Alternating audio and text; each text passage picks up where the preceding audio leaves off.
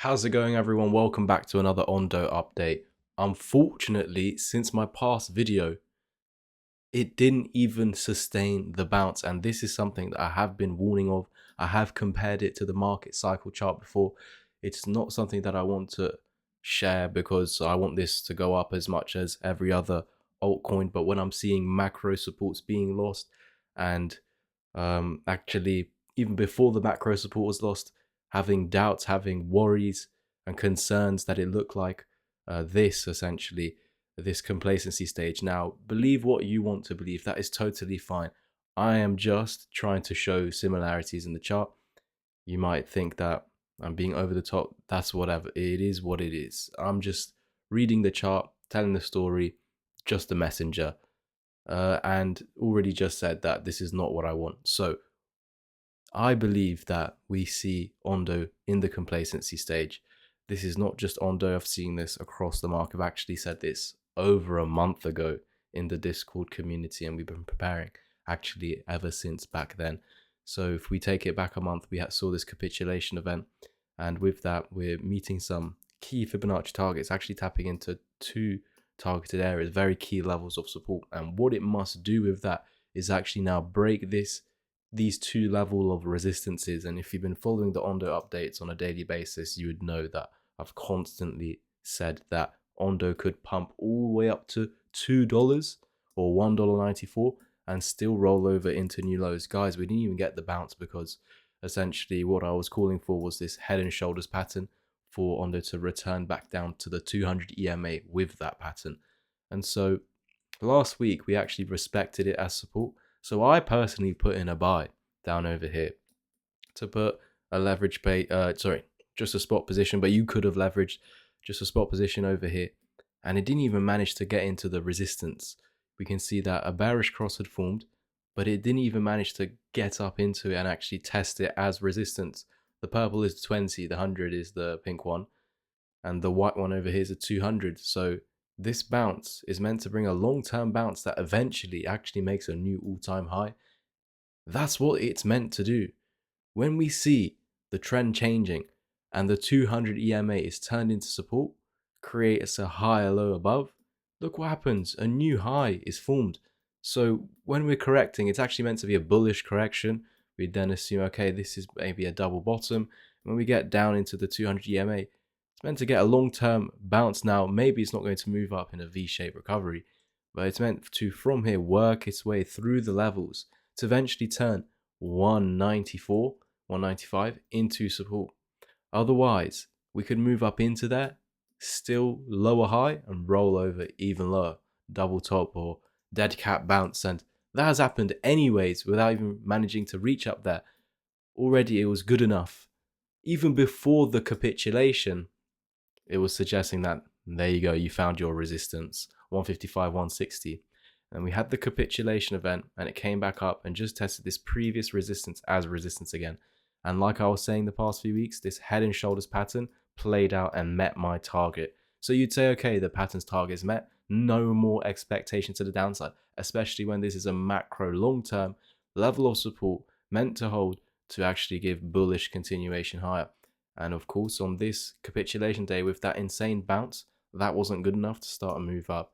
We lower high on the direct next Fibonacci level underneath.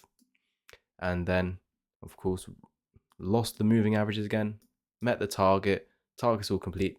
Now recover the moving averages, recover the neckline, and then turn this area into support. And then break out up into that area. Couldn't even manage to do that. Guys, this is terrible. Now it's actually making that Ondo event seem like it was just a drag in retail to get to dump onto them. Genuinely, I want this to turn around as much as the next person. I don't like making these updates. Why would I want to make crypto videos on a daily basis if the market is going down? What's the benefit of doing that and being bearish? Now, I'm only being bearish because the chart is bearish. This is not what I want, okay? Please understand that, because there's always going to be hate. Thinking I'm chatting out of my ass, but I'm showing you all the proof there. I'm showing you where it's already failed, where the levels that have been respected, and what happened when you respect those levels as resistance, and what happens when you lose those key levels of support. So unfortunately, guys, unless we get a bounce right now, that recovers the 200 EMA. So the first box over here, 115, 120, and then the next box over here, 130 to 140. And then if it can recover those two, that's a great first step. But my question to you now is recovering these two boxes, is it below or higher than these next two? It's below, so still bearish. Doesn't change anything. We're putting so much pressure on them right now. Let them prove that they're bullish. I don't mind waiting until it's above this level. There's still the risk, okay, you could get to there and still collapse. But I would personally wait until it's shown and proved to recover some very key levels first. At least on the break of this level, it's recovering like that, then you'd say that's a macro double bottom. Yes, it could lower high still and head lower from there. It's just the situation it's caught in. Look, if all the fundamentals there are bullish, but the chart isn't. I think the chart matters more than whether it's a legit company or legit crypto. We know it's legit. It's got ties to BlackRock. Trump's World Liberty Financials holds Ondo. They announced that they hold Ondo. It's got many partnerships. Franklin Templeton. There's many partnerships to say this is real. But what is the chart suggesting? The chart is suggesting that there's multiple bearish crosses forming.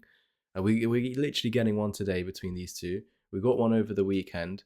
We got another one there recently in the last week or two. Even while it was up at the highs, I was saying it looks like complacency. Now it's lost the low. What would you say that is? Are we here now? So me saying that it was complacency, although I was getting hate, was correct. I'm only trying to save you. So in moments like this, some people are going to say DCA, of course. If it recovers the 200 EMA, recovers the other moving averages, that's a great step, because now you're above all moving averages. In a situation like that, you are meant to get new higher highs, which means that it should actually go to new higher highs. However, it's not as simple as that. The Fibonacci levels, and it's saying underneath this high over here, we can of course pump up into that and still roll over lower. Don't worry, I'm going to be here to update it daily, but I'm going to of course provide all the warnings even if we start recovering some certain key levels. At the moment, my belief is even if we pump up into 130, it should just get rejected and roll over. That is it from me today. Don't forget to like, subscribe, comment and share. And if you want to jump into my community where I do live streams in there weekly and market analyze and tell you what I'm personally doing with my portfolio, use the links down below, jump into there. I'm literally looking to protect capital first before trying to make money when the market is bearish. Of course, we're actually looking for shorts at the moment. So jump in there and I'll see you soon. Cheers.